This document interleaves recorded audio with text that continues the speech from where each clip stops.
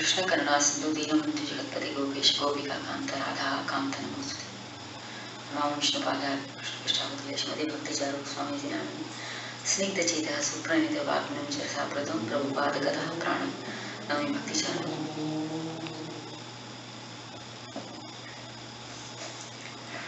So I'd like to talk a little bit about Dhyana Yoga. This is the text is from Bhagavad Gita as it is. 6th chapter, 34th shloka. Many of us have learned this either in a class or heard about the shloka. Chanchalam hi manah Krishna. Can you repeat after me? It's easier. You can also get that. Chanchalam hi manah Krishna. Chanchalam hi manah Krishna. Pramadhi balavadridham. Pramadhi balavadridham. Pramadhi balavadridham. Tasyaham nigriham manye. Tasyaham nigraham manye. Vayor iva sudushkaram. Vayor iva sudushkaram.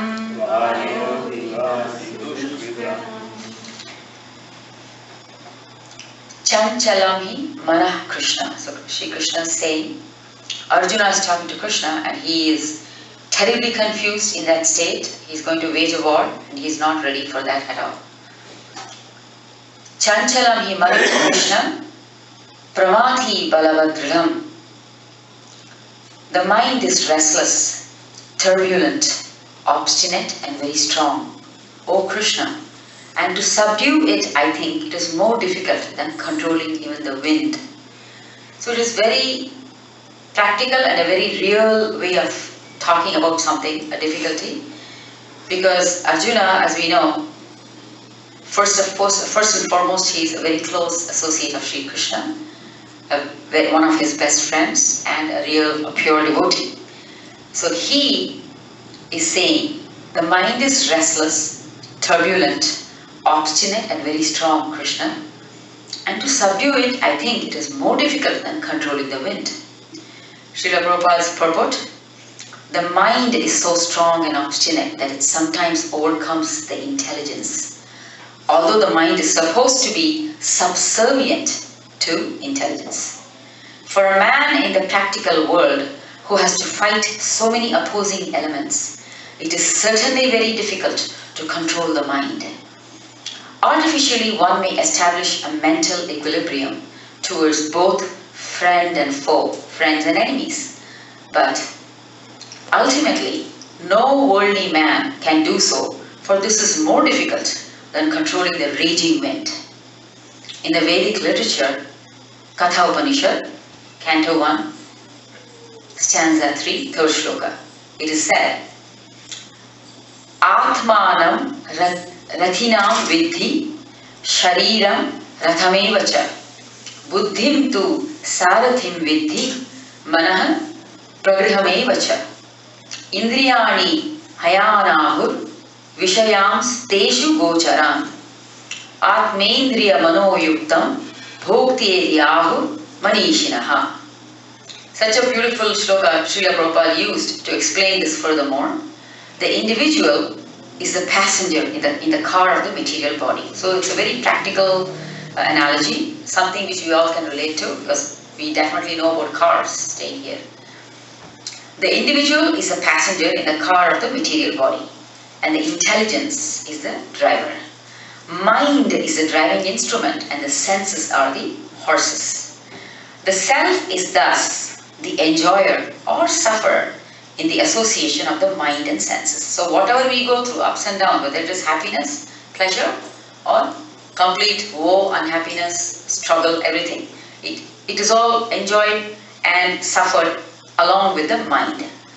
So it is understood by great thinkers, intelligence is supposed to direct the mind. But the mind is so strong and obstinate that it often overcomes even one's own intelligence. जैसे कहते हैं we Oh, I knew that was going to happen, but I couldn't control myself. I had to just go and do it. We say that so many times. Even people who, bet on things, who, who say that, oh, I knew this was not a great thing to put so much money into it, but I did it anyway. So many examples we can give. हम जानते हैं हमारे बुद्धि के अनुसरण से हम ये मानते हैं, हाँ मुझे पता था ऐसे ही होगा, लेकिन क्या करूँ, मैं एकदम मैं मजबूर था, I could have, should have, would have prevented it, but guess what, I did not. Why? Because our mind took over our intellect. Knowing something right, we still go ahead and do something very wrong. So the mind is so powerful, it takes over our intelligence. And who's talking about this? Arjuna. Arjuna is a devotee. I mean, let's forget everything else, that he is a Kuru prince, that he's one of the most powerful warriors in heaven and earth. First and foremost, he is Krishna's devotee. That means he's already strong. That means he's already above the material realm of knowing what is right and wrong. He's saying this for our benefit, and the Kurukshetra war is happening in front of him. He has to wage a war. So he's confused, he's perplexed. How do I kill my own cousins? Knowing very well that it's wrong, but I have to do it. What am I going to do? Should I do this? Should I not do this? What if I just go and tell my brother Yudhishthira, let's not wage this war. Let's get away from here. I'm okay with having no kingdom. And then one part of him says, but no, it is my swadharma. I have to fight. Krishna is telling me to fight. So a lot of confusing thoughts. And this is where Arjuna says that my mind is so fickle and so weak. It's not letting me turn towards the right path. Very interestingly, this time, just a few days ago, a week ago this time, I was sitting in a very remote village near Navadvip or Mayapur. They had a very old ancient temple there, and there was a high school associated to that. So it was literally 6:30 in the evening, and 6:30 in that remote village looks like 12 o'clock midnight, because there is no electricity. And that day, my luck I should say, literally no light anywhere. So I'm like sitting in this totally dilapidated temple, and there are beautiful deities inside the temple, in just one room, because most of the temple is like broken or fallen down. It's a very ancient temple, very, very, very ancient, like almost 600-year-old temple. So, and that I was born very close to that temple. So that's why I went this time specifically to visit that temple. So many of the high school students had arranged for me to just give a little talk, some kind of a little more like what it's like life talk as to what do we do in high school, what kind of studies to do. And as you people know me better than them, I will not talk about anything else other than Bhagavad Gita. So I sat down and we were talking, and most of the kids, when I asked them that how do you deal with life's problems, they are all in 11th and 12th grade, girls and boys. Most of them said one thing, oh, we do yoga. We have very good yoga classes now in our high school. So I was very impressed. Oh, that's nice. So what I actually hoped and thought it was like a bhakti yoga thing, or talking about esoteric principles, something, which really is meaningful. But they said, oh, we do exercises, yoga exercise. Then my question to them was, well, did that help you to deal with your life's problems or even to focus? No, it did not, other than, give us some time, to get some exercise. We really cannot deal with life's problems but by just doing physical yoga. Then we came to talk about the whole platform about Bhakti Yoga. It was so strange that in that part, very few kids were exposed to Srimad Bhagavad Gita, even though it's a land of, it's within India, very close to Mayapur. And somehow, I think there should be more preaching there. So anyway, we were talking about all this, and then slowly people or the young kids, their minds are still fresh, other than thinking about how am I going to earn well? After my 11th or 12th grade, how do I get to America? Is what they are, it's their way of thinking, the future. How am I going to get more money? How am I going to take care of my parents? Those are real life problems. We all face it now and then. But it was, in a very subtle way, I could feel the absence of a spiritual platform there. So that was kind of sad. But this is exactly what we talked about, how the mind is weak and it takes over the intellect. So this was the particular chapter we discussed. Shri Krishna, Bhagavan, Lord Shri Krishna replies, O mighty armed son of Kunti, Shri Bhagavan Vacha, Asamshayam Mahabaho Mano Dunigraham Chalam Abhyasena tu Kaunteya Vairagyena cha Grihyate. Lord Krishna says, O mighty armed son of Kunti. See how nicely Sri Krishna addresses Arjuna, even though he is Lord Almighty, even though he is Arjuna's very close associate and the nephew of Arjuna's mother. He says, O mighty armed son of Kunti, you are so powerful. It is undoubtedly very difficult to curb the restless mind, but it is possible with suitable practice and only by detachment. So the main secret or the main answer to all this is only by practice of detaching our mind. So whatever we do, all our actions in a day-to-day life will have to go on, because so long as we need a body and soul to keep together, as long as I am here, I am hungry. As long as I am here, I need to walk. As long as I am here, I need to eat to survive. I need to earn, or I need to help people around me, because I have to do something to go through the cycle of life. But what Krishna says, in order for you to be able to be strong is to do everything but do it with detachment. The difficulty of controlling the obstinate mind as expressed by Arjuna is accepted by the personality of Godhead. But at the same time he suggests that only by practice and detachment it is possible. What is practice? In this present age, no one can observe the strict rules and regulations of placing oneself. So if you really go through all the Vedic injunctions and what we need to do, all the different types of Karma Yoga, Jnana Yoga, Dhyana Yoga, everything is there. There's a lot we can do, and there's a lot we are supposed to do. But in this particular Kali Yuga, it is so next to impossible, because we are facing times which are very different from the Satya Yuga and other yugas. The devotional engagements or the practices of spirituality are very difficult to follow. But by the practice of Krishna consciousness alone, one engages in 9 types of devotional service to Lord, Navavidha Bhakti. The first and foremost of such devotional engagement is hearing about Krishna. So this is an easy thing. Go to a temple, somebody is talking about either Bhagavad Gita, Srimad Bhagavatam, even a comic book which has Shri Krishna gives us some insight. I mean, if you have nothing else, if you are exposed to something, somebody is taking the name of Lord Shri Krishna, you are hearing about it. So your ears are engaged. This is a very powerful transcendental method for purging the mind of all misgivings. That's why when you listen to a song or listen to some Krishna Katha or listen to some Sankirtan, obviously, even if it's only for 15 minutes, that 15 minutes, we are able to take our mind away from all our stresses. It's only 15 minutes, but that is our 15 minutes.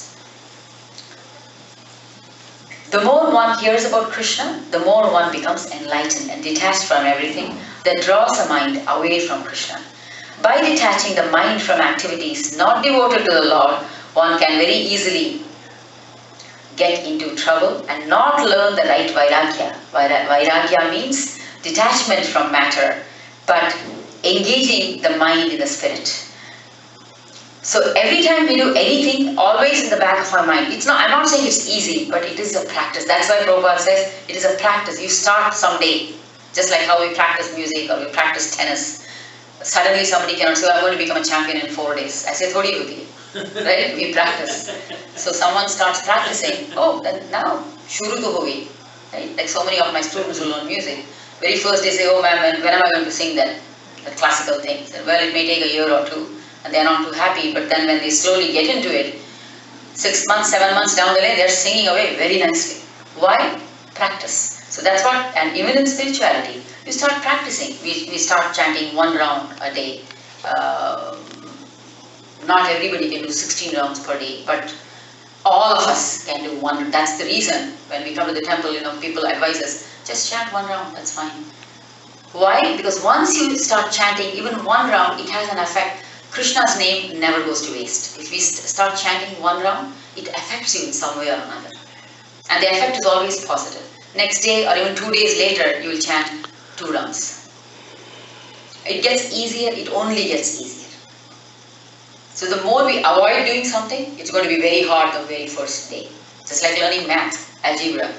Pehla din to ekdam, oh my god, am I ever going to pass high school and go? Looks like a far off dream. At least to me that's how it was. I used to think, am I ever going to even pass this grade? But I did. Why? Because it took time to practice. Similarly, spirituality, Prabhupada always says that this material world is a perverted reflection of the actual world. So whatever we do, we start somewhere. I still remember long time ago, Indradyumna Swami had visited this temple, and I had, paid him obeisances, and he was talking to me, and I said, Swamiji, I'm so sad I came to Krishna consciousness so late in life. Itni der baad mujhko samajh mein aayi. It was already like 40 plus years, and in this very temple. So he was so kind. He said, Krishnapria, it is not where you start. It is important when you start and where you finish. Finishing line is important, not starting line. Because everybody, all of us come from different background, different paristhiti, circumstances. Some of us are very lucky. We are born into certain families. We are born into certain. We get to Krishna, and some of these devotees are so amazing. They are so young and they are already so far ahead of us. There's something to be very, even that has to be enjoyed and relished. But whatever we are, we have to start somewhere. Srila Prabhupada says, start. Make a start. You'll see how fast you go forward. Because Sri Krishna is waiting for you to take that first step. And even for that, he will make everything. He will align the stars so that we are able to take that first step. So I had all these kids last week to just chant one round, but it was very blissful hearing all of them. And I made them promise to me that they will chant at least one round every day. So that's what it is for all of us, And Srila Prabhupada always says that for someone who, however steep he or she is in material knowledge, spiritual knowledge is within us. It is our birthright. It is there with us because ultimately, Mamaya Mamsho Jiva Loki, Krishna says, you're all part and parcel of me. So if we are part and parcel of such a beautiful Sri Krishna, we will never go wrong. There is always hope for each and every living being. Even animals take part in Sankirtan. I want to speak of human beings. Thank you so much. I appreciate the opportunity. I think, Mataji, will we have time to chant?